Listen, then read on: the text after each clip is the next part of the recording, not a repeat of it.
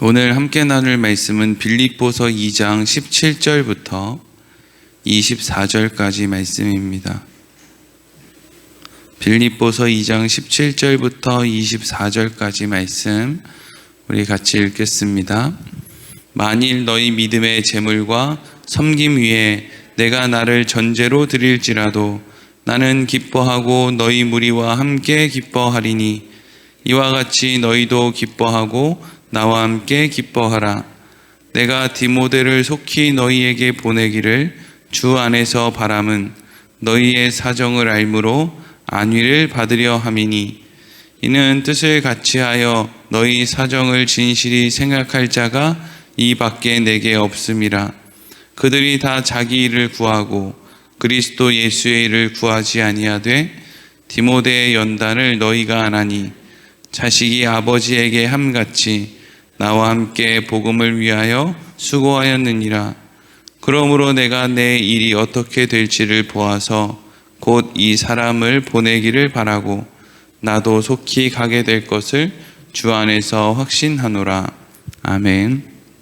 오늘은 디모데를 보내는 바울이라는 제목으로 말씀 나누도록 하겠습니다. 바울은 옥에 갇혀 있는 상황 속에서 빌립보 교회에 문제가 일어났다는 소식을 바울이 들었습니다. 그것이 사람의 말로 그저 소식으로 들은 것이었기 때문에 바울은 그 소식을 확인하기 위해서 이제 빌립보 교회에 옥에 갇혀 있는 자신을 대신해서 디모데를 이제 보내려는 생각을 가지게 된 것이죠. 그런데 이때 바울이 디모데를 빌립보 교회에 이렇게 보내는 과정 속에서 먼저 바울이 이러한 말을 하는 것을 볼 수 있습니다. 오늘 17절과 18절 말씀입니다. 우리 같이 읽겠습니다. 시작.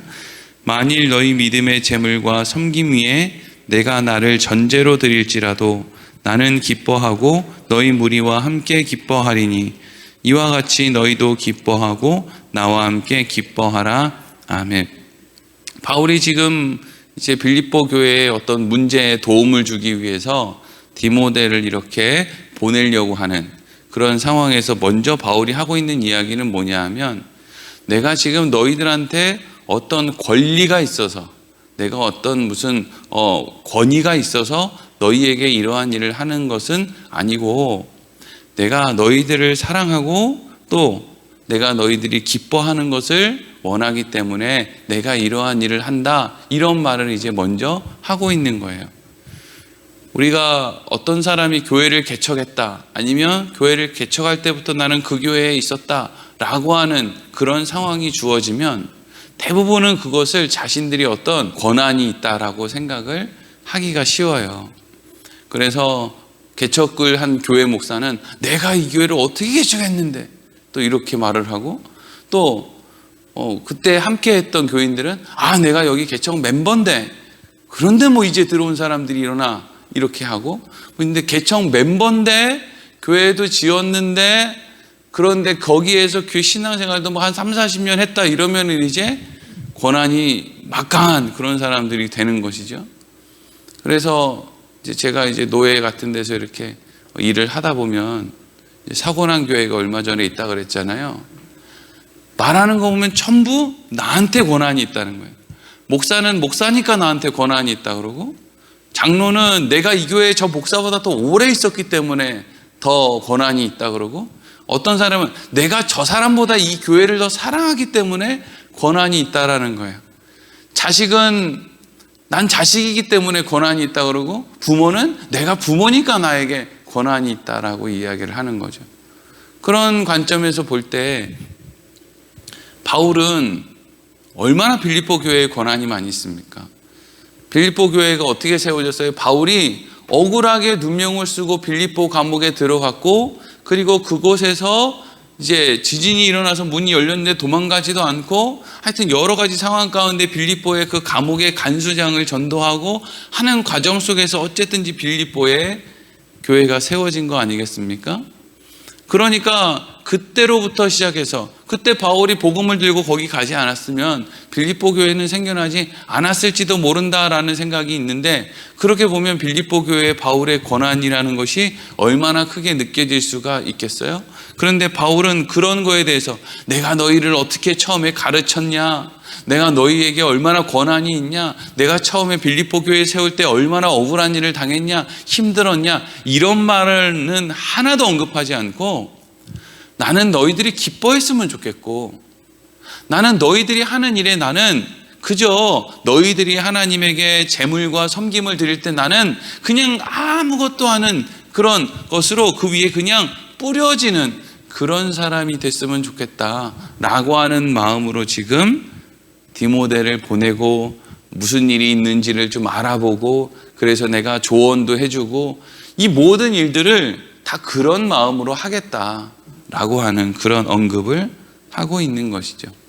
여러분, 우리가 신앙생활을 할 때, 자식을 키울 때, 함께 교제를 할 때 그 마음의 중심에는 내가 저 사람을 바꿔야지, 내가 저 사람을 가르쳐줘야지, 이런 관점이 아니라 나는 저 사람이 기뻤으면 좋겠다, 나는 저 사람이 하나님 안에서 기뻤으면 좋겠고, 내 자녀들이 기뻤으면 좋겠고, 내 부모가 기뻤으면 좋겠다 라고 하는 마음으로, 그것이 바울의 마음이었다라는 것이죠.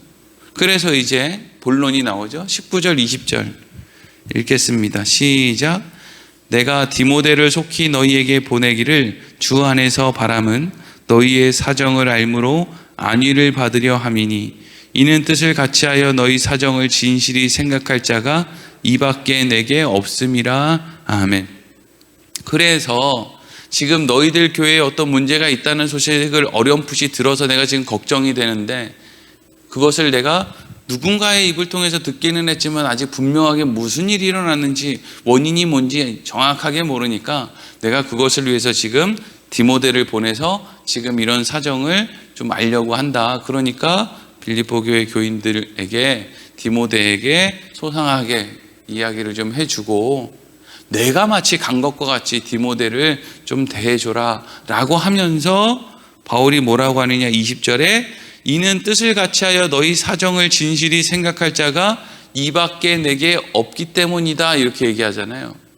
그럼 이게 관점에 따라서는 이때 바울이 믿을 만한 사람은 디모데밖에 없었구나 라고 생각할 수도 있지만, 또 한편으로는 그래도 바울에게는 믿을 만한 사람이 있었네, 이렇게 생각할 수도 있는 거죠. 어떤 사람은 디모데밖에 없어? 라고 생각할 수도 있지만, 가만히 생각해 보면 여러분, 우리가 평생을 살면서 나 대신에 이 사람이 가면 확실해, 내가 가는 거나 이 사람이 가는 거나 똑같아 라고 하는 사람이 주위에 있는 게 여러분, 쉬운 일이겠습니까? 어려운 일이겠습니까? 어려운 일이에요. 그런데 지금 바울은 지금 내가 가지 못하더라도, 난 지금 옥에 갇혀 있으니까 못 가더라도 디모데가 너희 교회에 가서 문제를 듣고 그 일에 대해서 어떻게 조치를 하고 이런 일을 하면 마치 내가 간 것이랑 똑같아, 그런 사람이야 디모데는, 이라고 이야기를 하고 있는 것은, 지금 바울이 신앙생활을 하는 동안에 때로는 외롭고 힘들고 지치고 했지만 그 주위에는 마음을 나눌 수 있는 사람이 있었다라는 것을 우리가 알 수 있는 것이죠. 하나님이 감당할 시험만 허락하신다라고 말씀하시잖아요. 그래서 하나님이 감당할 시험, 그 감당할 시험 안에, 예를 들면 내 인생에 무슨 문제가 생겨서 몸이 아파진다든지, 아니면 돈이 없어가지고 뭐가 지금 힘들다든지, 이런 상황 속에서 너희가 감당하지 못할 시험 밖에는 내가 허락하지 않는다, 이 말은 어떤 적당한 때가 되면 건강하게 해준다든지, 적당한 때가 되면 돈을 준다든지, 그래서 해결을 한다든지, 꼭 그런 것이 아니라 너희가 감당할 시험 밖에는 내가 너에게 허락하지 않는다라고 하는 말 안에는 너만 그런 고난을 주는 것이 아니라 이 사람도 주고 이 사람도 주고 이 사람도 준다. 그래서 같이 고난을 같이 고난을 받은 사람들 가운데 서로 마음을 나누는 그러한 일을 통해서 위로를 받고 또 그것을 이겨낼 수 있는 힘을 얻는다라고 하는 말이 그 안에 있는 거예요. 하나님은 감당할 시험만 주신다고 했는데 지금 등록금 내는 기간이 지났는데 왜 아직도 안 주시지? 그러면 등록금을 채워준다는 이야기가 아니라 등록금을 아직 못 내고 있는 믿음의 사람들이 많이 있다는 얘기예요. 그래서 그것을 나눔으로 새 힘을 얻는다는 것이죠. 바울에게는 디모데와 같은 사람, 누가와 같은 사람, 이러한 사람들 많이 있었어요. 마음을 나눌 수 있는 사람들. 그러니까 바울의 상황은 몸에 질병 있죠. 맨날 돈 없죠. 가는 데마다 핍박당하죠. 옥에 갇히죠. 죽이겠다고 쫓아다니는 사람이 수십 수백 명이죠. 그럼에도 불구하고 바울이 그 사역을 끝까지 감당할 수 있었던 이유의 중심에는 하나님이 그때마다 그 마음을 나눌 수 있는, 다시금 나만 이런 생각을 가진 게 아니야. 디모데도 그런 생각이야. 누구도 다 마찬가지로 그런 생각을 가지고 있어 라고 하는 사람들을 그때마다 붙여주셨기 때문이다 하는 거죠. 바울이 디모데에 대해서 또 이런 이야기를 해요. 21절 같이 읽겠습니다. 시작.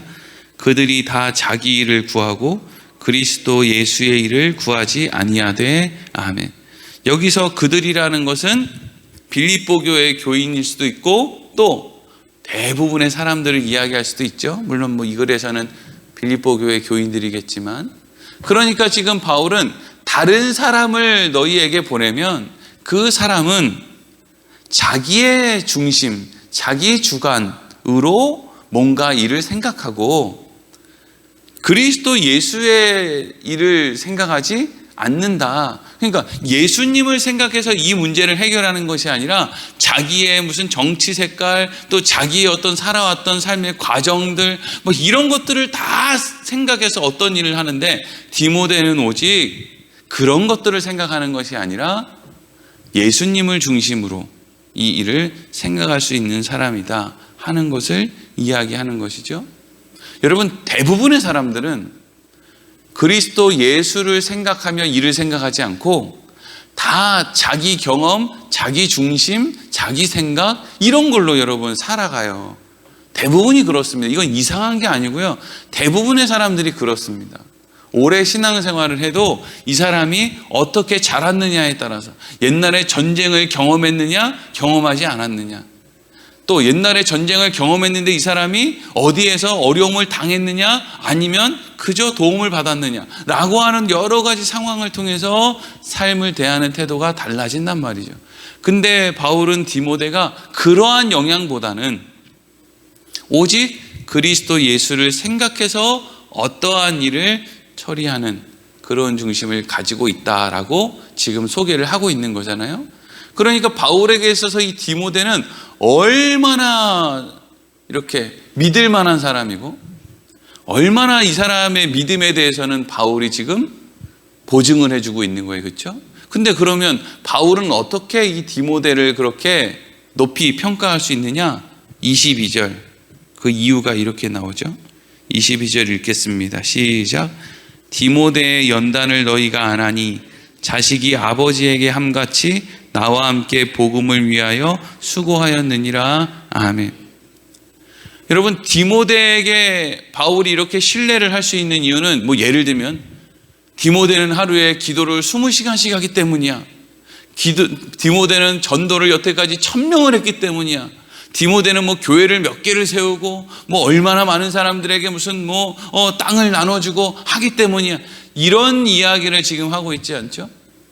바울이 디모데를 믿고 있는 이유가 뭐예요? 그것은 디모데가 연단을 받았는데 디모데가 그 연단 받는 가운데에서 그 자리를 묵묵히 지켰기 때문이야, 이거예요. 연단을 받는데 왜 하나님 나한테 이런 연단 주십니까? 죄도 안 주고 죄도 안 주고 죄도 안 주는 연단을 왜 나한테만 주십니까? 내가 언제 복음을 전하는 거 싫다고 했습니까? 내가 바울 선생님 만난 이후로 바울 선생님 따라 나서서 지금까지 이렇게 한결같이 하나님을 위해서 사는데 왜 나한테 이렇게 어려움을 주십니까? 라고 할 수도 있는데 그렇게 하지를 않았다는 거죠. 그리고 그 자리를 묵묵히 지켰다는 거예요. 묵묵히 그 자리를 지키는 것만큼 어려운 일이 없어요. 어제 다르고 오늘 다를 것이 없는 그런 삶을 그냥 살아내는 것을 세상 사람들은 그것이 가치가 없다고 얘기를 해요. 그래서 너 뭐하고 사냐? 너 그것밖에 안 되냐? 너 돈을 얼마를 벌었냐? 뭐 건물이 있냐 없냐? 그래서 네 자식은 뭐하냐? 자꾸 눈에 보이는 게 얼마나 드러났느냐를 가지고 사람을 평가한단 말이죠. 다 썩어질 놈의 것이고 아무것도 갖고 가지 못할 건데 그걸 가지고 인간을 평가한다고요. 그건 인간 아래에 있는 것들이잖아요. 인간 아래에 있는 것들로 자꾸 인간을 평가하는 거예요. 뭐가요? 세상이. 그래서 세상은 우리한테 거짓말을 하죠. 하나님은 그걸로 우리를 평가하지 않아요. 하나님은 나를 가지고 나를 평가한단 말이죠. 그래서 하나님이 우리에게 중요하게 여기시는 것은요, 그 자리를 지키는 거예요. 믿음을 가지고 그 자리를 지키는 거예요. 그 믿음을 가지고 그 자리를 지키는 것만큼 영원한 게 없어요. 우리 안에 있는 믿음을 가지고 살아가는 거예요. 이거 어려운 거라고요. 이 믿음 가지고 살아가는 거 어려운 거예요. 일상을 하루하루 보내는 게 어려운 일이라고요. 목회자가 이 교회가 막 폭발적으로 부흥하고 막 교회는 이렇게 크게 짓고 교인들한테 나를 따라오세요 막 이렇게 그렇게 안 하고 싶은 목사가 어디 있겠습니까? 다 그거 하고 싶잖아요. 교인들은 목사님 제가 이번에 사업을 했는데 이렇게 해가지고 돈을 이렇게 많이 벌었어요. 그러니까 우리 같이 선교하시죠. 뭐 이런 거 얼마나 멋있어 보입니까? 근데 그것은 하나님이 그렇게 하시는 게 아니에요. 하나님은 모든 교회를 폭발적으로 부흥시키지 않아요. 대부분의 우리나라에 있는 90% 넘는 교회들은 다 먹을 것을 걱정하는 교회들이에요. 자식 학비를 걱정하는 교회들이 90% 이상이에요. 그러니까 그게 더 자연스러운 거란 말이에요. 나를 믿고 따라오십시오. 나는 뭐 불의 종, 능력의 종 이거 외치는 교회는 우리나라 1%밖에 안 되고요. 뭐 TV나 이런 데 나와서 고액 연봉을 받아가지고 무슨 뭐 세상에서 무슨 뭐 책망을 받고 이런 목사들은 우리나라에 진짜 1%밖에 안 돼요. 종교인 과세했을 때 종교인 과세를 걱정했던 목사는 우리나라에 1%밖에 안 된단 말이에요. 근데 그 1%들이 하는 말에 그냥 전부 다 좌지우지해서 그렇죠. 왜요? 교회가 크면 그 사람 믿음도 큰 줄 알고 교회가 크면 하나님이 그 사람들 더 사용하시는 건 줄 알고 우리는 옛날부터 그렇게 배웠으니까 교회가 크면 훌륭한 목사라는 생각을 갖고 있는 거죠. 아니에요. 아니란 말이에요. 대부분의 사람들은 그냥 이런 표현은 좀 그렇지만 죽지 못해 살아요. 오늘 천국 가고 싶은데 그냥 사는 거라고요. 힘들게 살아요. 그럼 왜 그러고 살아요? 그냥 믿음 들고 사는 거예요. 근데 바울이 디모데한테 그렇게 얘기하는 거예요. 디모데는 진짜 믿을만해. 왜? 연단을 받았는데 우리가 다 아는 것처럼 디모데는 연단을 받으면서도 그가 해야 될 일을 묵묵히 감당하며 살았기 때문이야. 그게 무슨 말이에요? 나를 아버지처럼 대하면서 나와 함께 복음을 전하는 자리를 떠나지 않았기 때문이야. 엄청난 일 했다고 하지 않죠. 그냥 그 자리를 지켰기 때문이야. 가난한 집에 가장 노릇하는 거 별 볼 일 없어 보여도 그거 하는 거 힘든 일이에요. 누구는 대기업에 있는 무슨 회장 그래서 그냥 아버님 나오셨습니까? 하면 막 그냥 줄줄이 자식들 나와서 막 절하고 막 회사 가면 다 인사하고 이런 거 안 하고 싶은 아버지들이 어디 있겠습니까? 근데 그게 어려운 게 아니고요. 별로 대단하지 않는 집에서 날마다 자식들이 호주머니 쳐다보고 있는 그런 집에서 가장 노릇하는 게요. 훨씬 더 어려운 일이에요. 그거 하면서 신앙생활하는 게 훨씬 더 어렵다고요. 그 자리를 믿음으로 그럼에도 불구하고 지키는 사람들이죠. 사람들은 쉽게 이런 말을 해요. 나 좀 믿어줘. 나 믿을만 해. 나 아니면 누구를 믿겠어. 라고 자기를 믿어달라고 이야기를 하지만 사실 사람들은 사람을 그렇게 쉽게 믿지를 못해요. 그냥 저 사람이 날 믿어달라고 하면 알았어.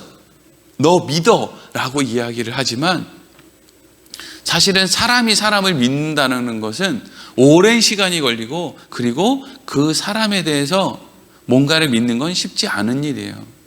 그런데 지금 바울이 디모데를 이 정도까지 믿었다라는 것은 디모데가 그 자리를 오랜 시간 성실하게 지켰다라는 것을 의미하는 것이죠. 오늘 말씀에 두 가지를 우리에게 이야기하고 있어요. 첫 번째는 하나님께서는 우리 삶 가운데 마음을 나눌 사람, 동역자, 없는 것 같아도 그래도 주위를 둘러보면 오늘을 살아낼 수 있는 힘과 용기를 받을 누군가를 하나님이 허락해 주신다는 거예요. 그게 우리가 감당할 시험을 하나님이 주신다는 거죠. 그래서 하나님이 뭘 세워주셨어요? 예수님이 머리가 되신 교회를 그 이유 때문에 세워주신 거예요. 그러니까 교회는 너가 더 사역 잘하냐, 누가 더 전도 잘하냐, 누가 더 기도 잘하냐, 이런 걸 가지고 얘기하는 데가 아니에요.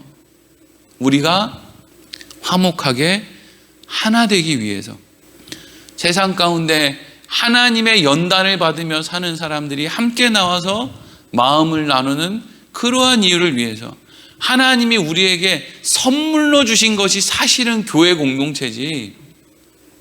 교회 공동체에 나오는 게 막 부담이 되고 와서 막 다투고 누가 더 잘하느냐, 누가 더 잘못하느냐, 이런 거를 가지고 서로 정죄하고 뒤에서 그냥 수근수근하고, 이런 목적으로 하나님이 주신 게 아니라고요. 우리한테 뭐 대단한 업적을 이루라고 주신 게 아니라 우리에게 주어지는 삶을 우리가 묵묵하게 살아가는 게 너무 힘들고 어려우니까 교회 공동체로 모여서 너희들 마음을 나누고 서로 위로하며 격려하며 도와주며 함께 가라 라고 하는 이유로 교회를 세운 것이지, 교회를 무슨 특공단체, 너희들 땅끝까지 이렇게 복음 안 전하면 전부 다 죽을 줄 알아? 이런 마음으로 주신 것이 아니라고요. 땅끝까지 증인이 되게 하는 것은 성령이 하시는 일이고요. 애초에 우리가 할 수 있는 일이 아니에요. 내 옆집 사람 하나 전도 못하는데 우리가 무슨 땅끝까지 가서 누구를 전도하겠다는 거예요? 말도 안 통하는데. 그리고 또 하나는, 하나님께서는 우리가 묵묵히 우리의 자리를 지켜내는 것을 통해서 누군가에게 믿음을 허락하시고 또 누군가에게 복음을 허락하시고, 그래서 누군가가 나를 믿고 의지해서 어떤 일을 맡기게도 하시고 또 나의 삶을 통해서 예수를 믿게도 하신다 하는 거예요. 그러니까 우리는 우리의 삶을 그냥 하루하루 어쨌든 살아가는 것이 하나님이 보시기에는 얼마나 좋은 건가라고 하는 생각을 늘 잊지 말아야 돼요. 아니, 나 뭐하고 살았나? 이 나이 먹도록 내가 땅도 한 평 없고 나 뭐하고 살았나? 이렇게 할 게 아니에요. 땅 한 평 있는 거 의미 없어요. 놓고 갈 거잖아요. 하나님 안에서 하루하루 살아내는 게 의미 있는 일이에요. 그러한 삶을 우리가 감사함으로 묵묵히 그 자리를 지키면서 끝까지 주님 앞에 설 때까지 그렇게 살아가기를 소망합니다. 기도하겠습니다.